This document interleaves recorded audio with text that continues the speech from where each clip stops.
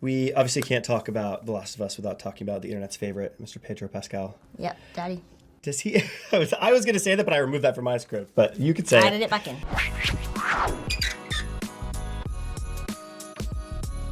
Welcome to Celebrity, the show where we spill the tea on your career while we enjoy a delicious cup of tea. Amazing. As an American, I'm still figuring out UK tea culture. So please teach me your ways. How do you make the perfect cup of tea? So you're going to take one of these. All right. I'm going to take one of these. All right. Oh, see, we've got options.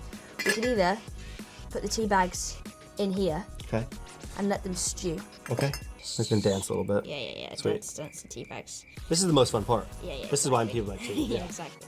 Now, you can either pour the milk in first, like some people do, out of a teapot. Yeah. Teapot's a little bit different to like normal tea. Okay. Or we can wait and put it in after. It's kind of your personal preference. I'm Or- going to do it after. Actually, I'm going to do it before. Ooh. This is a big moment.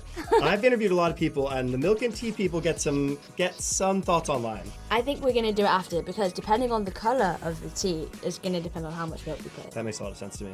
Yeah. All right. So while we wait, obviously I'm an American in the UK learning this, but you were a Brit Yes. filming with Americans, pretending to be an American. So what's something about US culture that really surprised you during filming? Everything's so big. Mm. We were filming in Canada, but it's like North America. Everything's so like I remember the first time I was in Calgary, which is where we shot season 1. I was like, the lampposts are so tall, and the Yeah. roads are so wide, and the cars are so big. Yeah. I remember the first time I came back to England, I could not believe how tiny everything was here. Yes. It felt like a toy town. It was so scary driving in the car, and it was like this big. I always say that's why Americans are so loud, because our country's so big, so you have to shout so they can hear us. Yeah, so no, then that when we makes come to sense. London, we're just like still loud. Yeah. And we just, you can hear us from a mile away. Yeah. Yeah. You have worked with some legendary casts on some legendary shows. Has anyone given you a piece of advice that sticks with you to this day? Yes, actually, he's called Stephen Dunn. He's a director. He did a film called Closet Monster, which did really well. I've actually not worked with him properly. I did an audition for one of his films once, and he came over to England, and I made him some tea. And he basically was like workshopping the scene with me and told me to like use my eyes. Mm. That I didn't need to do anything with my face because I was like 11 or something at the time.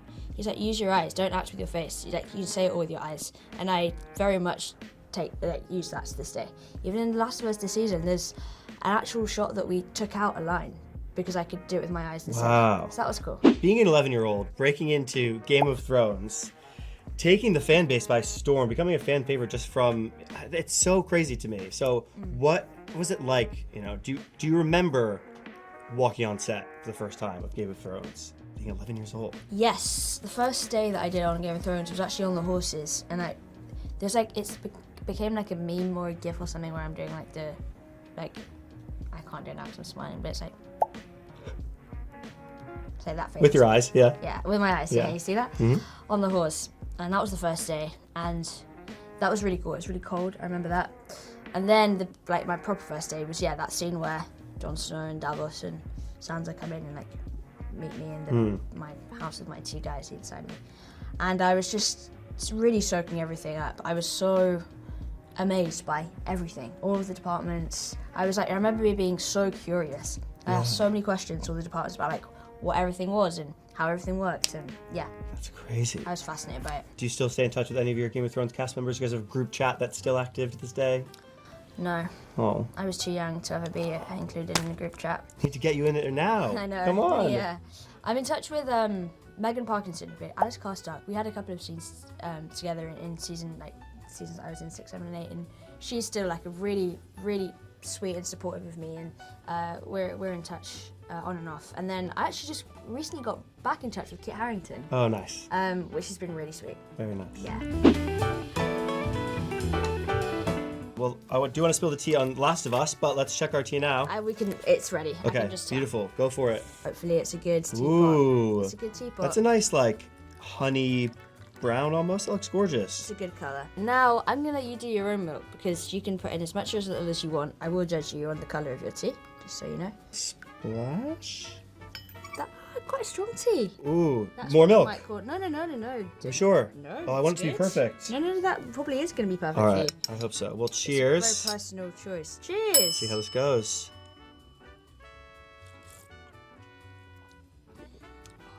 Ooh, that's nice, I might add a little bit more milk. I do think, yeah. Go for it. Do think. I'm gonna add some more tea. Oh, really? Yeah, mine's not strong enough. Wow, we should have switched then. As a game man myself, I must say, like, I didn't know much about the game before.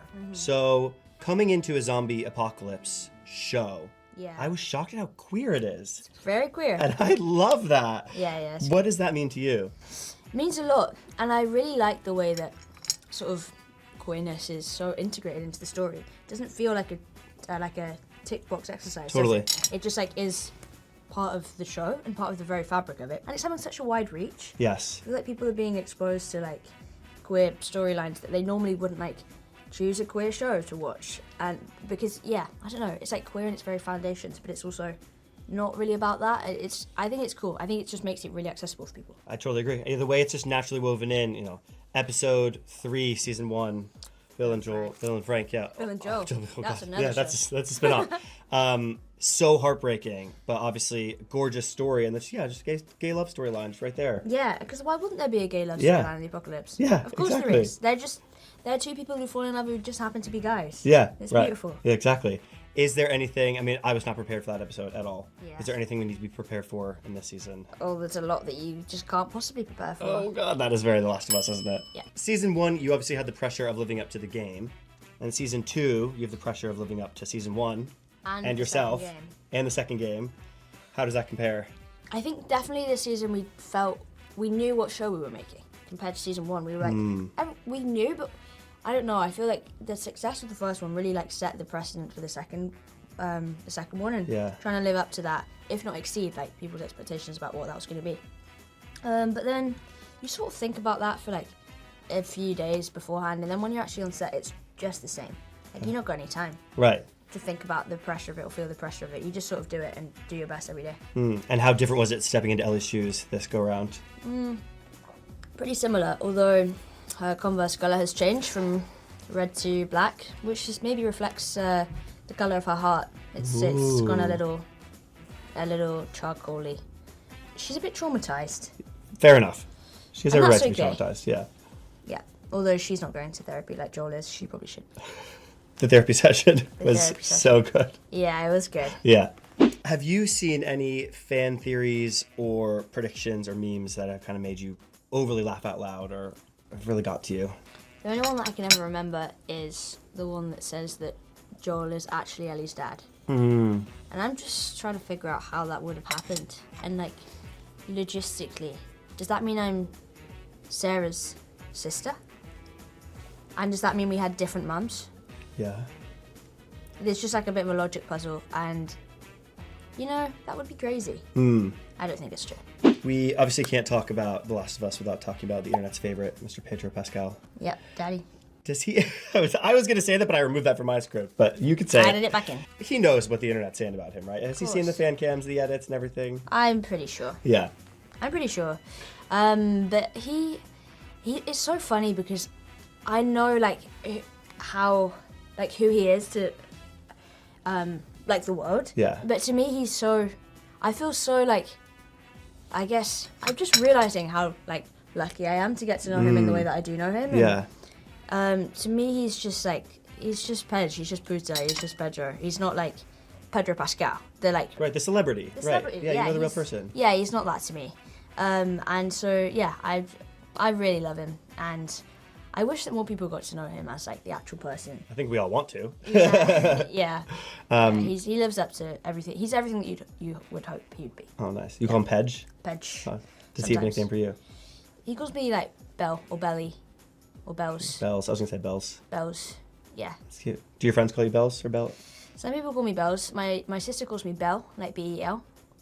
Some people call me B. B. Yeah. Nice. Some people call me Ram, Ram. which I quite like. Or Ram. Yeah, that's a good one. Yeah. Yeah, my last name's Therm, so I get Therm a lot, but there's no real and my first name's Jeff. There's no real nicknames that come with those. But Jather. Jather. Jather Derulo or something. I don't know. And you also have some new cast members joining as well. Yes. What was it like having some fresh blood kind of come onto the scene? Bring a new energy? Yeah, definitely a new energy. It was really fun. More people to share tea with. I'm just keep bringing it back. Yeah. I don't know. Isabella is playing a fan favorite character, so what can fans expect to see from her portrayal? She, I think, exceeds expectations. Oh, amazing. I've seen it. Yeah, she's so great, and like she just like jumps off the screen. There's something very like electric about her performance, and she really like she'll draw you in for sure. Like she'll get you.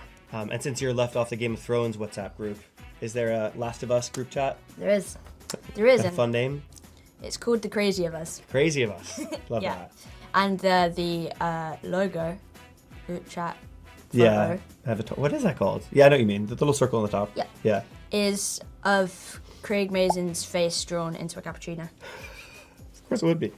There's a place in London that does selfie chinos. You can get your picture actually Really? printed on a real one. Yeah. Oh, that's cool. Yeah. But I'm curious, before we go, if you could time travel and give 11-year-old Bella one piece of advice before your career took off, what would it be? Or I would say, hey, you're gonna be having a really good time, and just like you don't need to be so anxious about the world. Like you're gonna be just fine. It's gonna work out pretty well for you, I think. Yeah, exactly. Yeah. And to finish us off, finish this sentence. The Last of Us fans are not ready for Undoable trauma. Oh, what a note to end on. And that's the tea. Cheers. Thanks so Cheers. much.